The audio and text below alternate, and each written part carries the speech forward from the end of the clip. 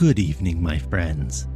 So, you want to learn to speak and understand English. You have had a long day. You are tired. Lay down in your bed, close your heavy eyes, and let's listen to a story while we slowly fall into the arms of the English language. The Magic Shop by H.G. Wells. I had seen the magic shop from afar several times. I had passed it once or twice, a shop window of alluring little objects, magic balls, magic hens, wonderful cones, ventriloquist dolls, the material of the basket trick, packs of cards that looked all right, and all that sort of thing, but never had I thought of going in until one day, almost without warning, Gip hauled me by my finger right up to the window, and so conducted himself that there was nothing for it but to take him in. I had not thought the place was there, to tell the truth. A modest-sized frontage in Regent Street, between the picture shop and the place where the chicks run about just out of patent incubators, but there it was, sure enough.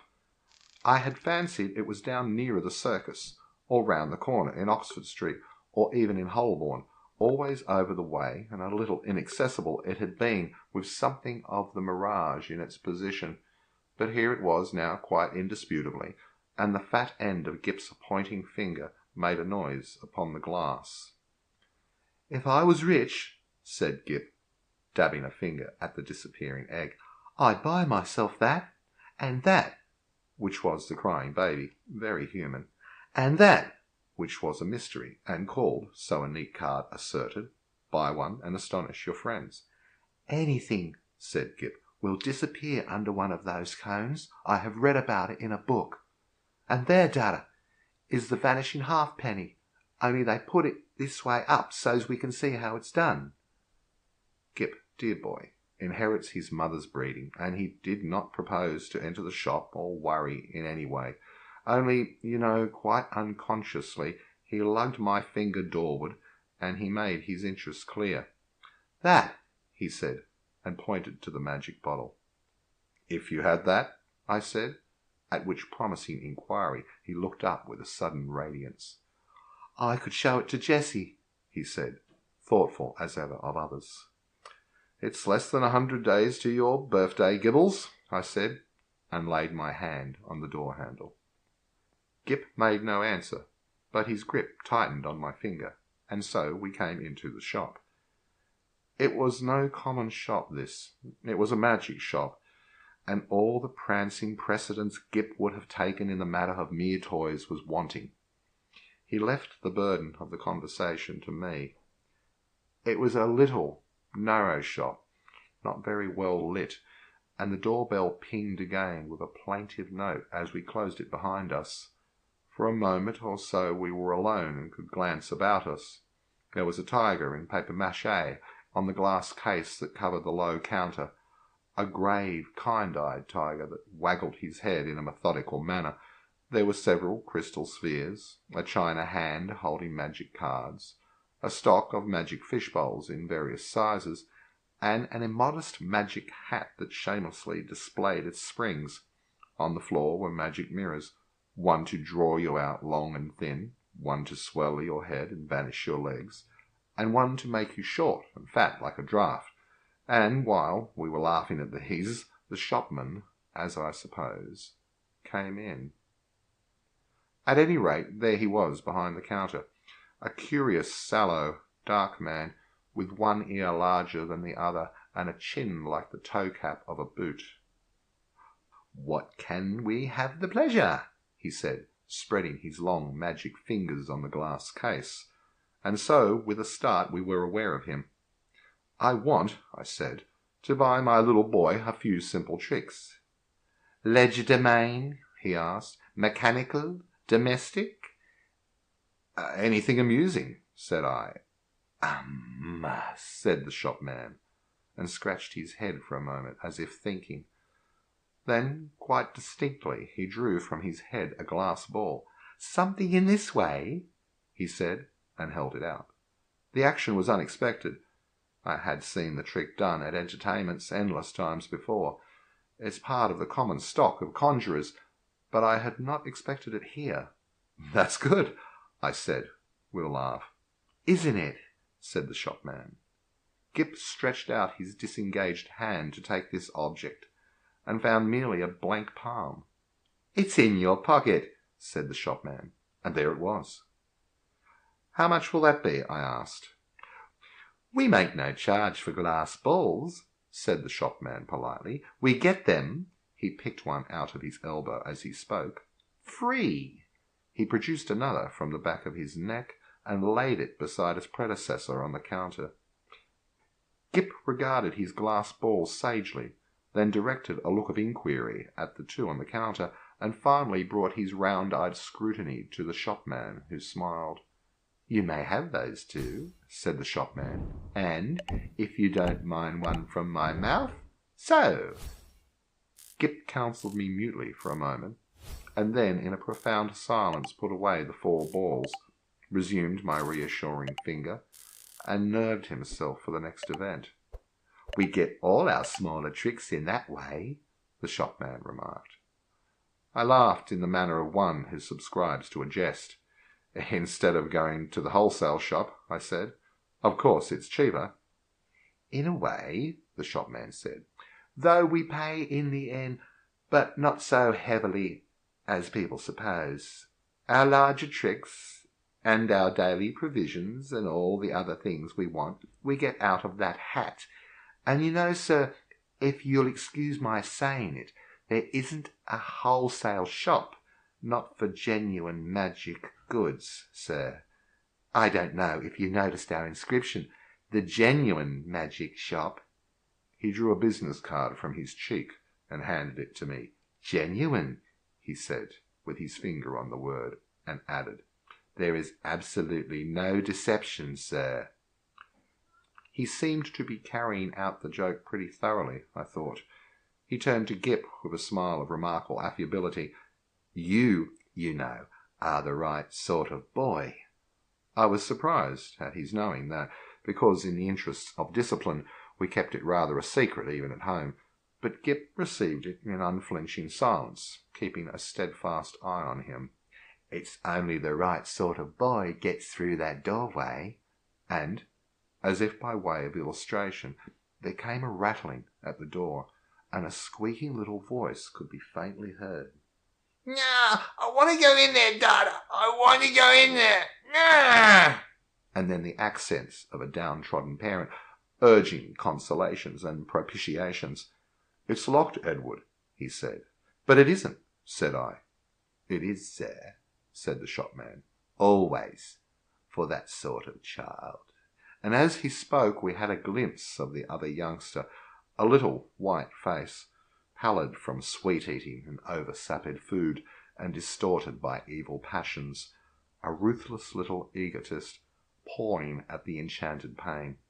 "It's no good, sir," said the shopman, as I moved, with my natural helpfulness, doorward, and presently the spoilt child was carried off howling. "How do you manage that?" I said, breathing a little more freely. "Magic," said the shopman, with a careless wave of the hand, and behold, sparks of coloured fire flew out of his fingers and vanished into the shadows of the shop. "You were saying," he said, addressing himself to Gip, "before you came in, that you would like one of our buy one and astonish your friends boxes?" Gip, after a gallant effort, said, "Yes." "It's in your pocket." And leaning over the counter, he really had an extraordinary long body. This amazing person produced the article in the customary conjurer's manner. "Paper," he said, and took a sheet out of the empty hat with the springs. "String," and behold, his mouth was a string box, from which he drew an unending thread, which, when he had tied his parcel, he bit off, and, it seemed to me, swallowed the ball of string. And then he lit a candle at the nose of one of the ventriloquist dummies, stuck one of his fingers, which had become sealing wax red, into the flame, and so sealed the parcel. "Then there was the disappearing egg," he remarked, and produced one from within my coat breast and packed it. and also the crying baby. Very human. I handed each parcel to Gip as it was ready, and he clasped them to his chest. He said very little, but his eyes were eloquent. The clutch of his arms was eloquent. He was the playground of unspeakable emotions. These, you know, were real magics. Then, with a start, I discovered something moving about in my hat, something soft and jumpy. I whipped it off, and a ruffled pigeon, no doubt a Confederate, dropped out and ran on the counter, and went, I fancy, into a cardboard box behind the papier-mâché tiger. "Tut, tut," said the shopman, dexterously relieving me of my headdress. "Careless bird, and, as I live, nesting." He shook my hat, and shook out into his extended hand 2 or 3 eggs, a large marble, a watch, about half a dozen of the inevitable glass balls, and then crumpled, crinkled paper, more and more and more, talking all the time of the way in which people neglect to brush their hats inside as well as out, politely, of course, but with a certain personal application. "All sorts of things accumulate, sir. Not you, of course, in particular. Nearly every customer. Astonishing what they carry about with them." The crumpled paper rose and billowed on the counter more and more and more, until he was very nearly hidden from us, until he was altogether hidden, and still his voice went on and on. "We none of us know what the fair semblance of a human being may conceal, sir.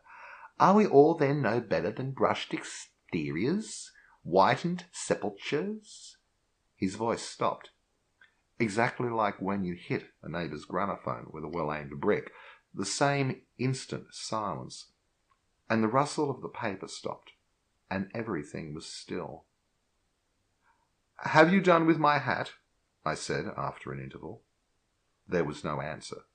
I stared at Gip, and Gip stared at me, and there were our distortions in the magic mirrors, looking very rum and grave and quiet.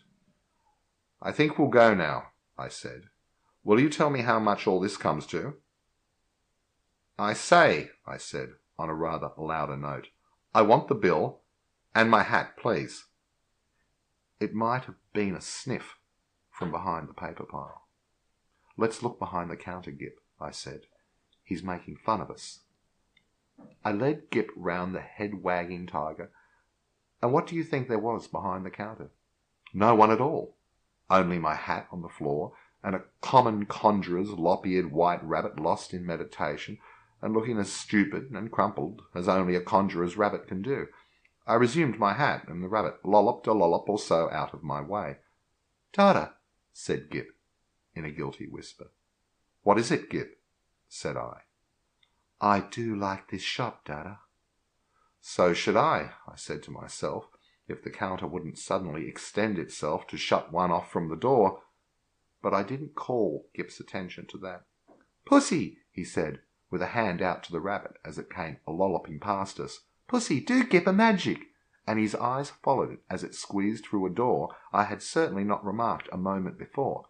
Then this door opened wider, and the man with one ear larger than the other appeared again. He was smiling still, but his eye met mine with something between amusement and defiance. "You'd like to see our showroom, sir," he said, with an innocent suavity. Gip tugged my finger forward. I glanced at the counter and met the shopman's eye again. I was beginning to think the magic just a little too genuine. "We haven't very much time," I said, but somehow we were inside the showroom before I could finish that. "All goods of the same quality," said the shopman, rubbing his flexible hands together, "and that is the best. Nothing in the place that isn't genuine magic and warranted thoroughly rum. Excuse me, sir." I felt him pull at something that clung to my coat sleeve, and then I saw him held a little wriggling red demon by the tail. The little creature bit and fought and tried to get at his hand, and in a moment he tossed it casually behind a counter. No doubt the thing was only an image of twisted India rubber, but for the moment, and his gesture was exactly that of a man who handles some petty, biting bit of vermin. I glanced at Gip, but Gip was looking at a magic rocking horse. I was glad he hadn't seen the thing. "I say," I said in an undertone, and indicating Gip and the Red Demon with my eyes, "you haven't many things like that about, have you?" "None of ours. Probably brought it with you," said the shopman, also in an undertone, and with a more dazzling smile than ever. "Astonishing what people will carry about with them unawares."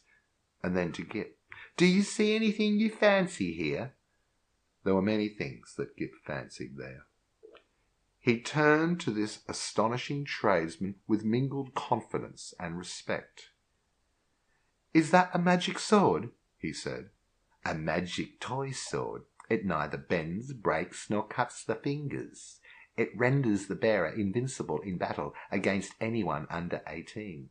Half a crown to 7 and 6pence, according to size. These panoplies on cards are for juvenile knights errant and very useful. Shield of safety, sandals of swiftness, helmet of invisibility." "Oh, Dada!" gasped Gip. I tried to find out what they cost, but the shopman did not heed me. He had got Gip now. He had got him away from my finger. He had embarked upon the exposition of all his confounded stock, and nothing was going to stop him. Presently I saw with a qualm of distrust and something very like jealousy that Gip had hold of this person's finger, as usually he has hold of mine.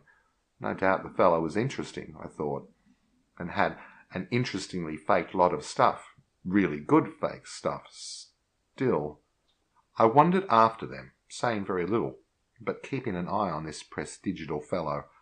After all, Gip was enjoying it, and no doubt when the time came to go, we should be able to go quite easily. It was a long, rambling place, that showroom, a gallery broken up by stands and stalls and pillars, with archways leading off to other departments, in which the queerest-looking assistants loafed and stared at one, and with perplexing mirrors and curtains. So perplexing indeed were these that I was presently unable to make out the door by which we had come. The shopman showed Gip magic trains that ran without steam or clockwork, just as you set the signals, and then some very, very valuable boxes of soldiers that all came alive directly you took off the lid and said, I myself haven't a very quick ear, and it was a tongue-twisting sound, but Gip, he has his mother's ear, got it in no time. "Bravo!" said the shopman, putting the men back into the box unceremoniously and handing it to Gip. "Now," said the shopman, and in a moment Gip had made them all alive again. "You'll take that box?" asked the shopman. "We'll take that box," said I, "unless you charge its full value, in which case it would need a trust magnate." "Dear heart, no!"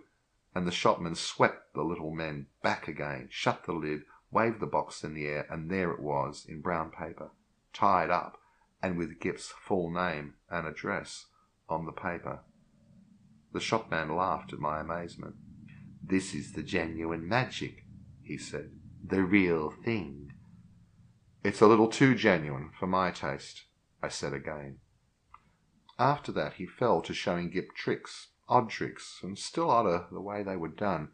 He explained them, he turned them inside out, and there was the dear little chap nodding his busy bit of head in the sagest manner. I did not attend as well as I might. "Hey presto!" said the magic shopman, and then would come the clear, small "Hey presto!" of the boy, but I was distracted by other things. It was being borne in upon me just how tremendously rum this place was. It was, so to speak, inundated by a sense of rumness. There was something a little rum about the fixtures even, about the ceiling, about the floor, about the casually distributed chairs. I had a queer feeling that whenever I wasn't looking at them straight, they went askew and moved about and played a noiseless puss in the corner behind my back. And the corners had a serpentine design with masks altogether too expressive for proper plaster. Then abruptly my attention was caught by one of the odd-looking assistants. He was some way off and evidently unaware of my presence.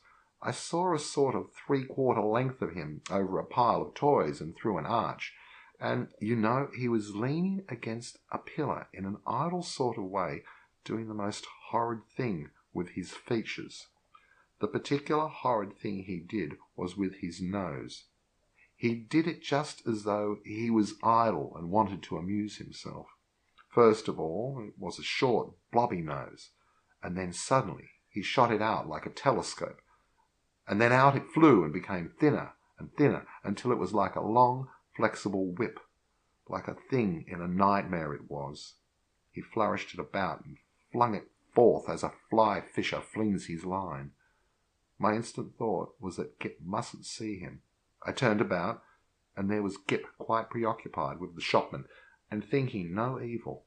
They were whispering together and looking at me. Gip was standing on a little stool, and the shopman was holding a sort of big drum in his hand. "Hide and seek, Dada!" cried Gip. "You're he!" And before I could do anything to prevent it, the shopman had clapped the big drum over him. I saw what was up directly. "Take that off!" I cried. "This instant! You'll frighten the boy. Take it off!" The shopman, with the unequal ears, did so without a word, and held the big cylinder towards me to show its emptiness, and the little stool was vacant. In that instant my boy had utterly disappeared. You know, perhaps, that sinister something that comes like a hand out of the unseen and grips your heart about. You know it takes your common self away and leaves you tense and deliberate, neither slow nor hasty, neither angry nor afraid. So it was with me. I came up to this grinning shopman and kicked his stool aside. "Stop this folly," I said. "Where is my boy?" "You see," he said, still displaying the drum's interior, "there is no deception." I put out my hand to grip him, and he eluded me by a dexterous movement. I snatched again, and he turned from me and pushed open a door to escape. "Stop!" I said, and he laughed, receding. I leapt after him into utter darkness. Thud! "Lord bless my heart, I didn't see you coming, sir." I was in Regent Street, and I had collided with a decent-looking working man, and a yard away, perhaps, and looking a little perplexed with himself, was Gip. There was some sort of apology, and then Gip had turned and come to me with a bright little smile, as though for a moment he had missed me, and he was carrying 4 parcels in his arm. He secured immediate possession of my finger. For the second I was rather at a loss. I stared round to see the door of the magic shop, and behold, it was not there. There was no door, no shop, nothing, only the common pilaster between the shop where they sell pictures and the window with the chicks. I did the only thing possible in that mental tumult. I walked straight to the curbstone and held up my umbrella for a cab. "Hansoms," said Gip, in a note of culminating exultation. I helped him in, recalled my address with an effort, and got in also. Something unusual proclaimed itself in my tailcoat pocket, and I felt and discovered a glass ball. With a petulant expression I flung it into the street. Gip said nothing. For a space neither of us spoke. "Dada," said Gip, at last, "that was a proper shop."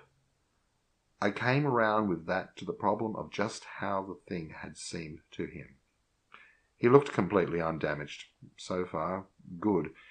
He was neither scared nor unhinged. He was simply tremendously satisfied with the afternoon's entertainment, and there in his arms were the 4 parcels.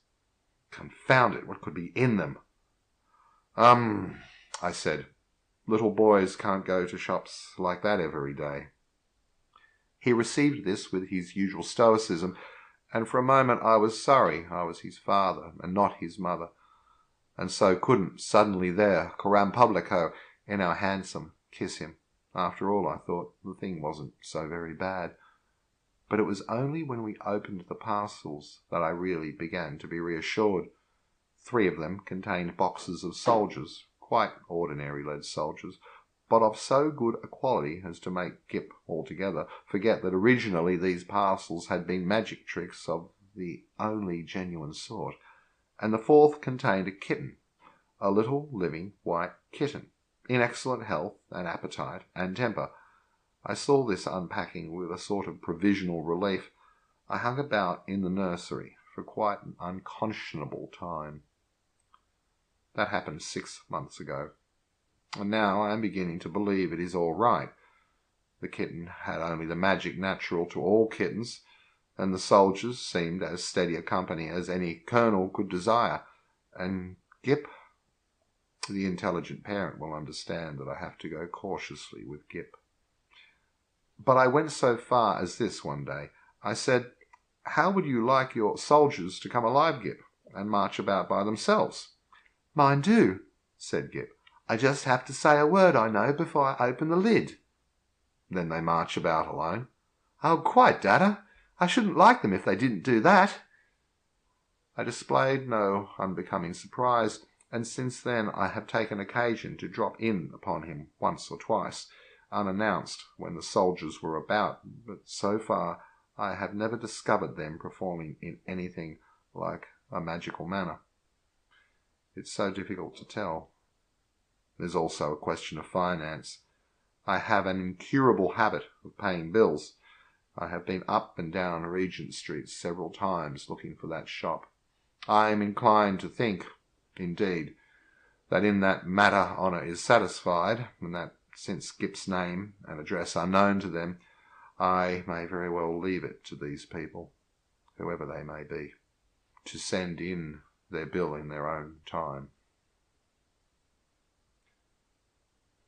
The end of the magic shop